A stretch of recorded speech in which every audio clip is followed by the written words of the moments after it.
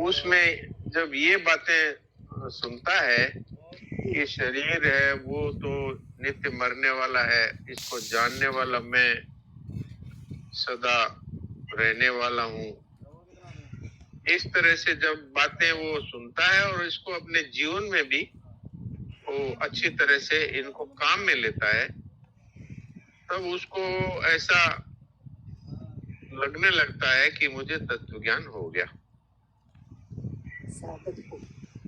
साधक को तो फिर भी संत जानते हैं कि सूक्ष्म अहम रह सकता है, तो इसके लक्षण बताए हैं।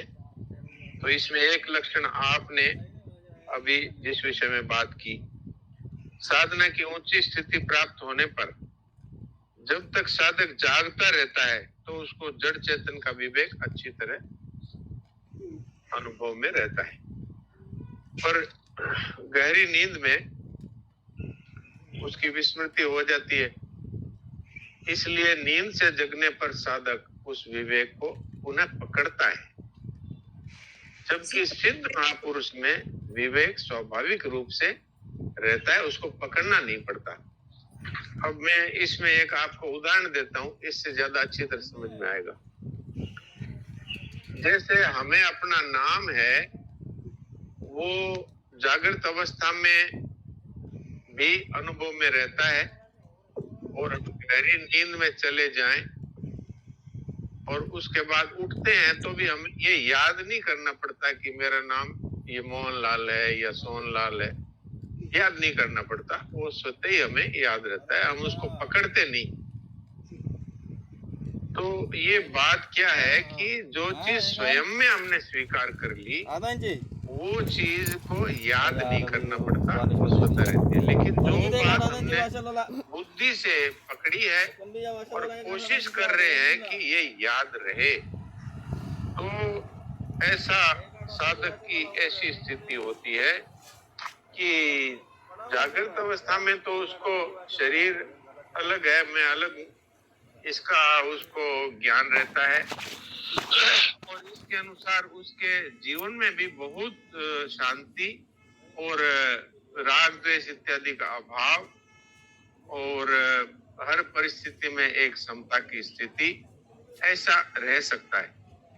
लेकिन आप देखेंगे कि जब वो गहरी नींद में चला जाता है तब तो सब कुछ लीन हो जाता है, फिर जागने के बाद में उस विवेक को वो पुनः पकड़ता है कि ये शरीर और ये संसार नाशवान है और मैं इसको जानने वाला चेतन हूँ, ऐसा। लेकिन एक इसमें और नई बात है जो मैंने संतों से सुनी है, वो बता दूं कि स्वप्न अवस्था में जब वो सपना देखता है उस समय में उसको ये तत्व ज्ञान नहीं रहता, लेकिन सिद्ध महापुरुष को स्वप्नावस्था में भी ये ज्ञान त्यों का त्यों रहता है। ये एक बात है। अब इसमें कोई प्रश्न है तो फिर कर सकते हैं। बहुत ही अच्छे से जी ठीक। स्वामी जी महाराज की एक घटना याद आ गई मुझे। स्वामी जी महाराज ने बताया एक बार कि अब स्वामी जी महाराज ऐसे थे कि भाई स्त्री का स्पर्श वो और रुपए पैसे का स्पर्श वो नहीं करते थे, ये उनका नियम था। और अगर भूल से भी किसी स्त्री का स्पर्श हो गया, स्त्री की गलती से ही हो गया या चलते हुए भीड़ में चल रहे हो गया, तो महाराज जी का पहले ये नियम था कि भाई एक समय भोजन नहीं करेंगे। बाद में तो ये हम लोग पीछे पड़ गए, तो हमने ये कहा कि हम लोग ध्यान रखते हैं और आप भी ध्यान रखते ही हैं, तो अब अगर ऐसा कुछ होवे तो आप इस नियम को शिथिल कर दीजिए, ऐसा हमने प्रार्थना कर रही। और उनका ऐसा नियम था। तो एक बार उन्होंने बताया कि मेरे को सपने में किसी स्त्री का स्पर्श हो गया, सपने में भीड़ में चल रहे थे, स्पर्श हो गया, तो एकदम से उनको ऐसा लगा कि ओ ये तो ये तो एक तरह से बहुत बड़ी गलती हो गई। तो अब इसके लिए तो एक समय भूखा रहना ही है। तो सपने में भी तो वो जो सिद्ध महापुरुष होते हैं, उनको जो निश्चय कर लिया वो सपने में भी जो कहते ही रहता है।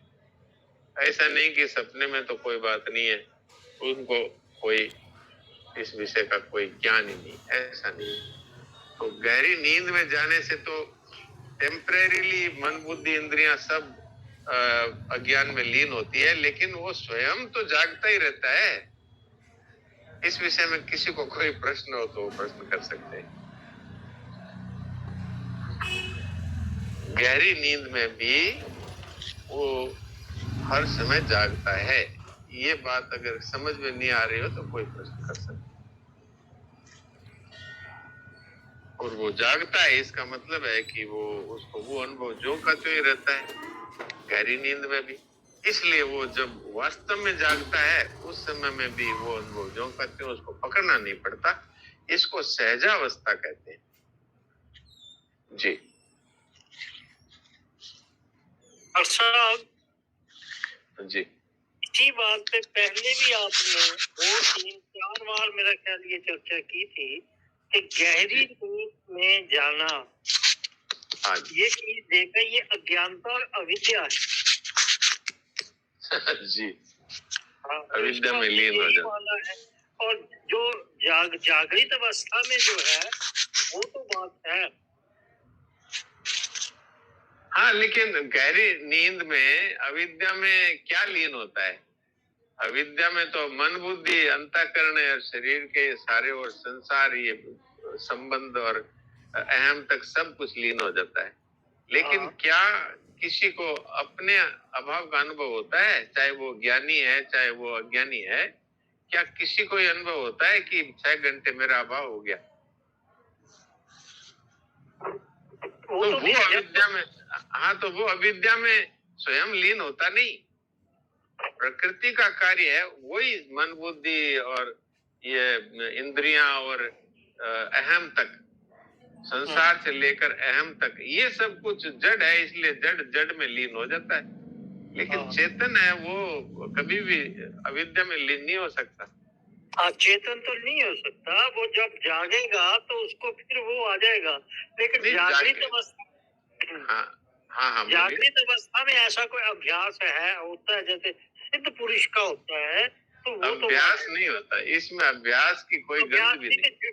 हाँ, जो भी महसूस होता है वो तो जागृत अवस्था में ही देखना पड़ेगा ना। नहीं, जागृत में तो देखना पड़ेगा। वो तो देखना क्या है, उच्च कोटि के साधक होते हैं, उनकी भी स्थिति वैसी ही होती है जागृत अवस्था में। लेकिन अभी उसमें सूक्ष्म है कि नहीं, इसके लिए ये बातें बताई है। सूक्ष्म कमियां, सूक्ष्म अहम के कारण क्या रहती है। दूसरी बात और है, एक आज का जो ये हुआ है जिसमें बताया है अहिंसा इसका उपाय, शांति आजर्वम इसका उपाय, फिर आ गई बात आचार्योपासमनम, यानी कि जो 871 नंबर पेज है जी, उसमें आया है आचार्योपासनम जी।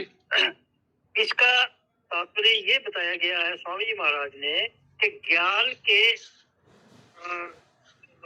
एक विशेष रहस्य होता है कि ज्ञान मार्ग जो है उसमें गुरु की आवश्यकता, जितनी आवश्यकता है उतनी आवश्यकता भक्ति, एक मिनट में पूरी बात कर लेता हूँ, उतनी आवश्यकता भक्ति मार्ग में नहीं है, क्योंकि वहाँ तो भगवान है ना।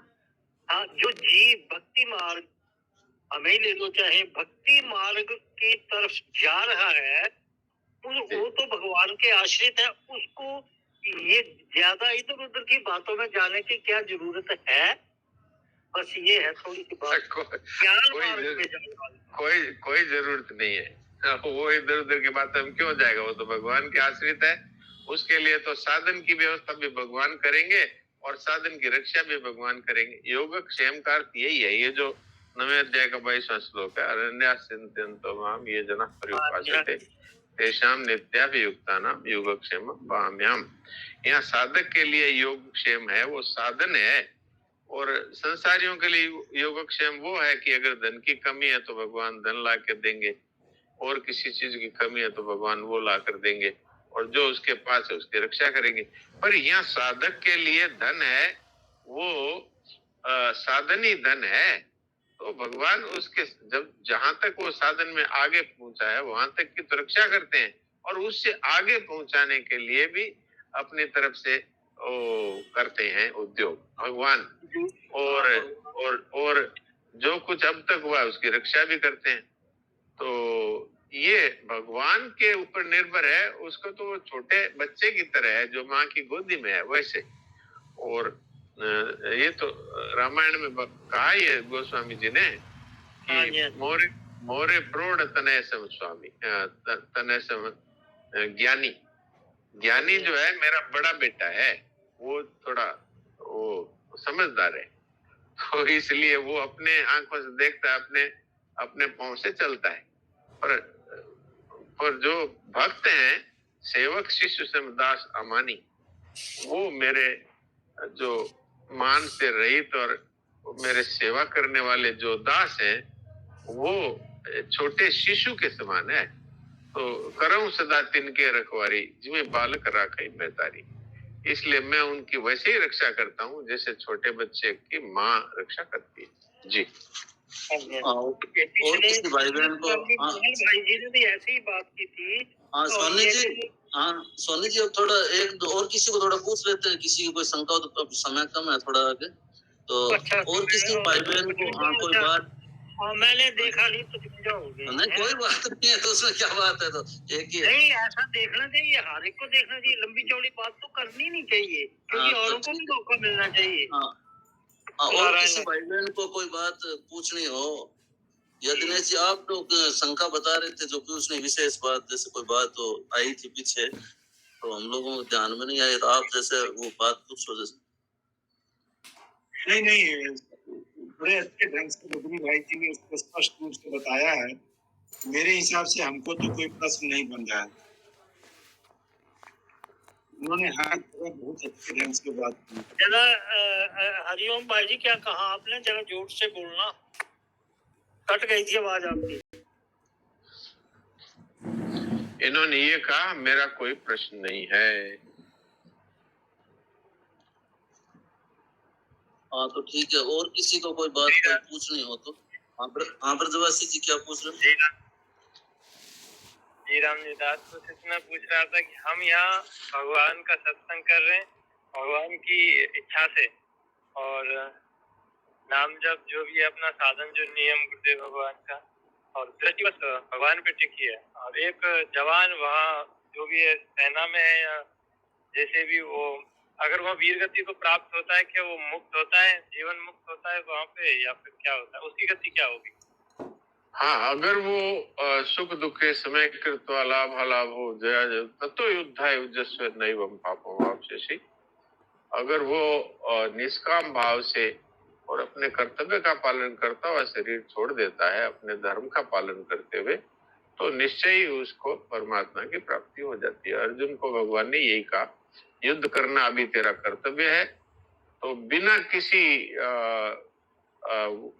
कामना के तो लाभ हानि जय पराजय सुख दुख को समान समझकर केवल कर्तव्य पालन के लिए निष्काम भाव से और तू युद्ध कर, तो इस स्वधर्म पालन के फलस्वरूप तू परम शांति को अर्थात परमात्मा को प्राप्त हो जाएगा।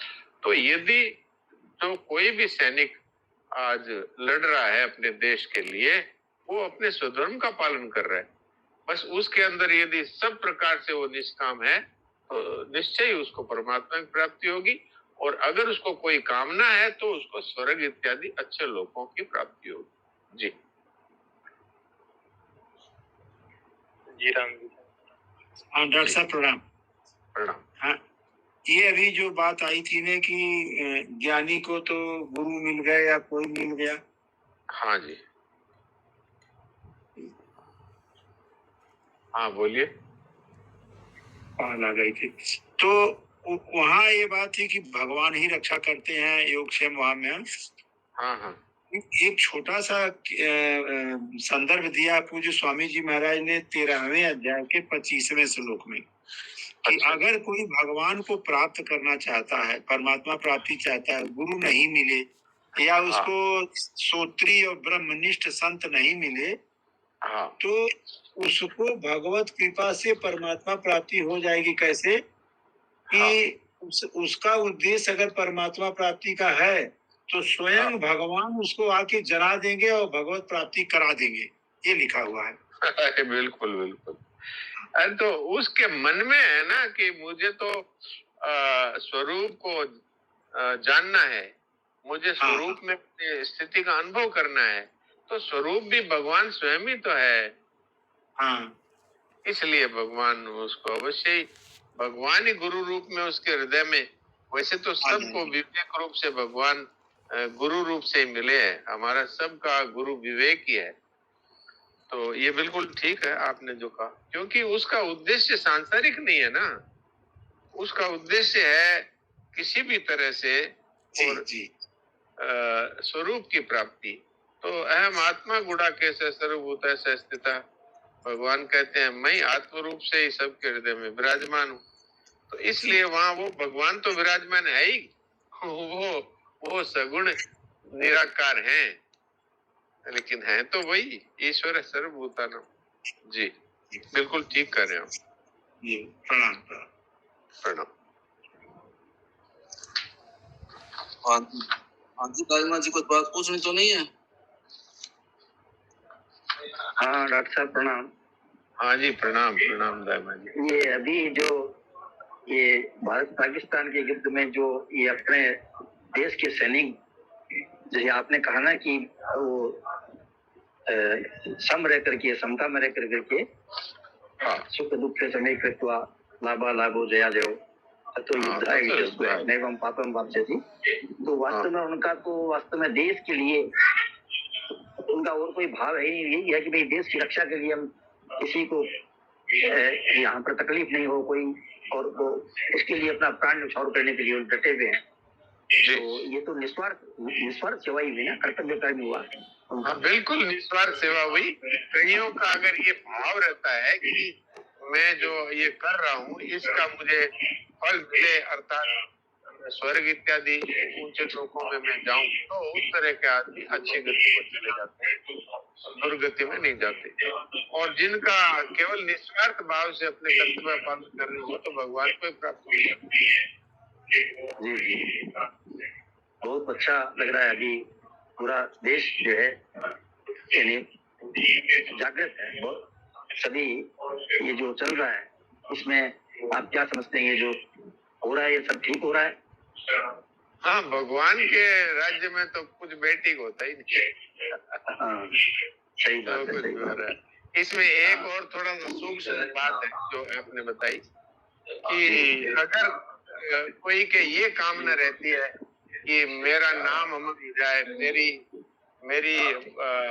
प्रतिमा लग जाए, मुझे मरने के बाद में वीर चक्र परमवीर चक्र मिले, इस तरह की कामना जो रखते हैं ना उनको अच्छे लोगों की प्राप्ति होती है, भगवत प्राप्ति से वो दूर रहती है। जी सही बात है। तो कामना तो रही ना कुछ न कुछ, कामना सर्वथा न हो और निस्वार्थ भाव से अपने कर्तव्य का पालन कर रहा हो तो फिर तो देश सेवा तो इसमें कामना क्या है, तो देश सेवा तो सबसे बड़ी सेवा है, तो सबके हित का है ना काम। बिल्कुल ठीक है, लेकिन ये जो मैंने 3 बातें कही, इस तरह मेरा नाम अमर हो, मेरी मूर्ति लगे, मुझे देश में सभी लोग जाने, मेरे को इस तरह का परमवीर चक्र मिले, इस तरह की जो भावना रहती है इसमें उसकी दुर्गति नहीं होती, लेकिन उसको स्वर्ग इत्यादि ऊंचे ऊंचे लोगों की प्राप्ति होती है। प्रणाम। ये भाव की मेरा देश सुरक्षित रहे, मैं रहूं या न रहूं मेरा देश, बस ये कामना नहीं है नहीं, ये कोई कामना नहीं है, ये तो बिल्कुल भगवान के पास पहुंचने वाली बात। बिल्कुल मैं रहूं या, ये बहुत अच्छी बात कही इन्होंने, मैं रहूं या न रहूं ये देश रहना चाहिए, ये झंडा रहना चाहिए, हाँ है ना। ये तो ये क्या सबके हित की बात हो रही है? हाँ, सबका हित है, भाव है इसमें, अपनी कोई कामना है ही नहीं। बिल्कुल। जी, और किसी को कोई बात पूछनी हो तो, नहीं तो फिर थोड़ा समय हो रहा है। एक छोटी सी सूचना है, बता देते हैं। 12 मई को सोमवार को पूर्णिमा है, आचार्य जी का मैसेज आ गया है, तो उस दिन पाठ रहेगा। तो कल 3 बजे तक सब भाई बहन अपना जिन्होंने पाठ करना है मैसेज व्हाट्सएप फोन से बतला दें, ताकि फिर लिस्ट बना के सुबह डाल देंगे अगले दिन। ऐसी सभी से प्रार्थना है। और अब की एक पूर्णिमा थोड़ी बड़ी है, बुद्ध पूर्णिमा है, वैसाखी पूर्णिमा है, तो सबको बड़े उत्साह से जोश से हमेशा की तरह भाग लेना। अब और किसी को पूछना हो तो मोहनलाल जी, भाई जी, नहीं तो डॉक्टर साहब से भजन सुने, या और कोई बात पूछनी है? नहीं, कोई प्रश्न नहीं है तो भजन सुनो। किसी का कोई बात हो तो हम पूछ लें, जैसे अभी कोई बात नहीं है, तो भजन सुनाओ, कोई नहीं बोल रहे। जी जी जी, वैसे 5 मिनट ऊपर हो गए हैं, 4 से। जी,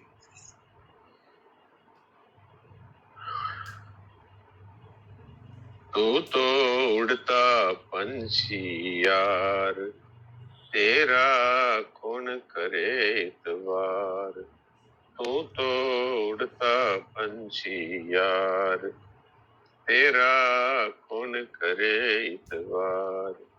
कौन करे इतबार तेरा, कौन करे इतबार।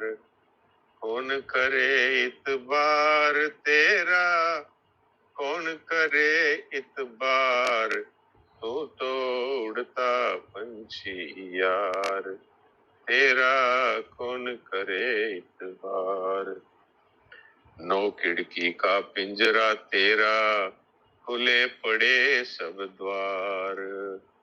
9 खिड़की का पिंजरा तेरा, खुले पड़े सब द्वार।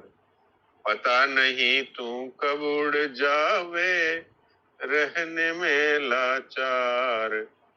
भैया पता नहीं तू कब उड़ जावे, रहने में लाचार।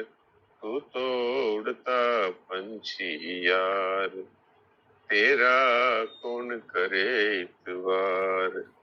तू तो उड़ता पंछी यार, तेरा कौन करे इतबार। तेरे कारण महल बनाए, संचे सुत धनदार। तेरे कारण महल बनाए, संचे सुत धनदार।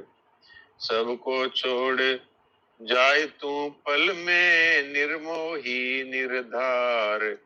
भाई सबको छोड़ जाए तू पल में, निर्मोही निर्धार। तू तो उड़ता पंछी यार, तेरा कौन करे इतबार। कौन करे इतबार तेरा, कौन करे इतबार। तू तो उड़ता पंछी यार, तेरा कौन करे इतबार। खटरस भोजन नित्य खिलाऊं, पहनाऊं श्रृंगार। खटरस भोजन नित्य खिलाऊं, पहनाऊं श्रृंगार। मलमल अतर फुलेर लगाऊं, नहीं माने उपकार। भाई रे मलमल अतर फुलेल लगाऊं, नहीं माने उपकार। तू तो उड़ता पंछी यार, तेरा कौन करे इतबार। तू तो उड़ता पंछी यार, तेरा कौन करे इतबार। कोट बनाऊं किले बनाऊं, बांधूं बंद हजार। कोट बनाऊं किले बनाऊं, बांधूं बंद हजार। ब्रह्मानंद रहे तू नाही, निकल जाए बलधार। भाई रे ब्रह्मानंद रहे तू नाही, निकल जाए बलधार, तू तो उड़ता पंछी यार, तेरा कौन करे इतबार, कौन करे इतबार तेरा, कौन करे इतबार, कौन करे इतबार तेरा, कौन करे इतबार, तू तो उड़ता पंछी यार, तेरा कौन करे इतबार, तेरा कौन करे इतबार। नारायण नारायण। बहुत सुंदर, बहुत सुंदर, बहुत सुंदर डॉक्टर साहब, प्रणाम। बहुत सुंदर।